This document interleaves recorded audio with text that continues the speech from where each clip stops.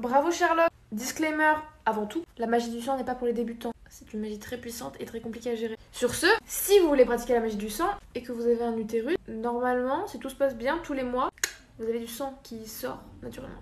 Donc, est-ce que vous avez besoin de vous couper ou voilà? Parce que quand vous vous coupez, déjà ça fait mal, faut pouvoir le faire. Il y a des risques d'infection.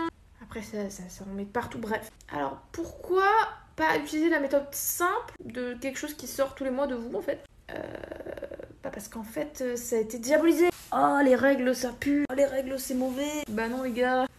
Donc voilà. Et non, le sang, la magie du sang n'est pas utilisée pour faire du mal. Enfin, pas forcément. Elle peut être utilisée dans tout type de sang. Et non pas uniquement pour la fertilité et pécho son crush. Moi, je ne l'ai jamais utilisée pour ces deux-là. Ni pour de la magie noire, bref. Voilà, donc si vous avez des questions sur ça, je vous écoute en commentaire. Mais je précise bien que c'est quelque chose à prendre avec des grosses pincettes. Et uniquement si vous êtes expérimenté.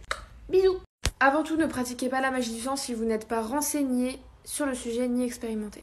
Voilà. Alors, le sang menstruel est utilisé pour plein de choses. On a beaucoup entendu parler de rites de fertilité avec le sang menstruel. Et oui, ça existe. Et aussi de rites d'amour. En ce moment, on entend vachement parler du fait beaucoup de pratiquantes qui veulent qu'un homme soit obsédé par elle, qui n'est qu'elle dans voilà, ont des rapports avec cette personne pendant qu'elles sont réglées. C'est ce qu'on appelle une forme de sorcellerie. Bref. Mais ce qui se fait le plus souvent, dans la sorcellerie moderne, en fait, c'est que certains rituels, et encore c'est vraiment pour les personnes expérimentées, il faut faire très attention à comment vous conservez, comment vous prélevez, et plein de choses. Donc c'est vraiment quelque chose à prendre avec des pincettes. Il y a des rituels où il y a du sang qui est utilisé en petite quantité. Et quand tu es une femme qui a la chance d'avoir du sang qui sort de toi tous les mois, ça ne sert à rien de te couper pour obtenir ce sang alors que tu peux juste le récupérer.